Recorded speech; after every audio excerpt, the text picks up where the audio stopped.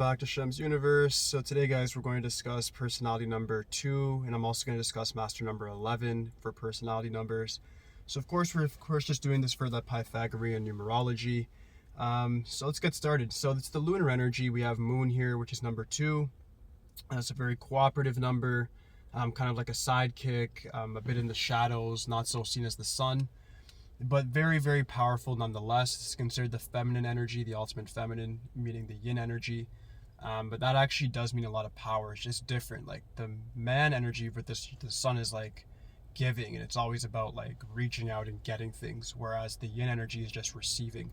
The yin energy can just think about something, and then naturally circumstances will actually manifest in that way. So it's a very mysterious energy, but it actually works nonetheless once you're able to control your mind and your emotions.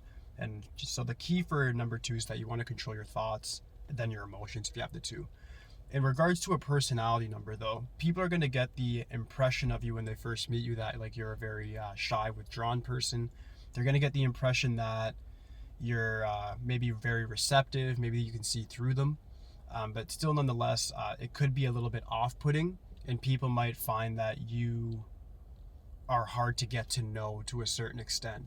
It's a cooperative number, so like it depends on the numbers that you're dealing with. Like if you're dealing with other feminine numbers, which are the even numbers like 4, 6, or 8, you guys will get along perfectly. If you're dealing with the masculine numbers like 1, 3, 5, 7, or 9, then you're going to be dealing with a different set there. Like it's just going to be a little bit harder to deal with them, just because they're more used to being more forthcoming, whereas you're more used to being the background in a certain aspect.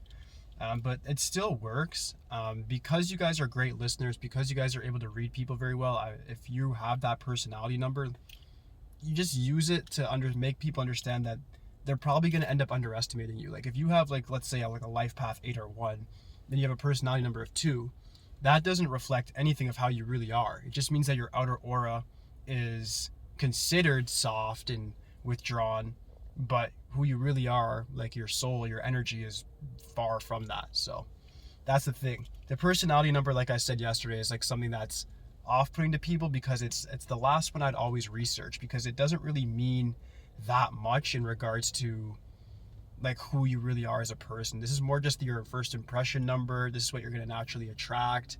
So you just got to look at it from a sense of, yeah, it's like a force field around you, but you can manipulate it. Meaning like once you know what people are going to look at you like when they first meet you, you can then just use that to your advantage. To move on quickly though to the number 11, that's double 1, which equals 2. So it's the same type of vibe that people will get, of course.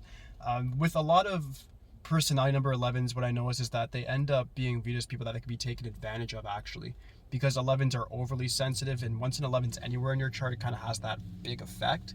And because of that, you might find yourself a little more oversensitive than others, which leads to anxiety, stress. And because of that, you need to just be very, very careful with the people that you meet, because the 11 actually, because it wants to teach you a lesson, will make you meet a lot of unscrupulous people that will want to manipulate you and that will want to like exploit you for your nice deeds, in other words. So you just got to be very careful because of that. But with the personality of 11, it also can attract like a lot of very important people, especially if you're in music or the arts. You'll attract like random big people. So just look out for random acts of fate if you have this personality number. With the 11, you're going to meet people that are very going to like play a pivotal role in your life. Like they can end up just doing something that ends up changing your life completely, whether that be like some sort of like agent or manager, whoever.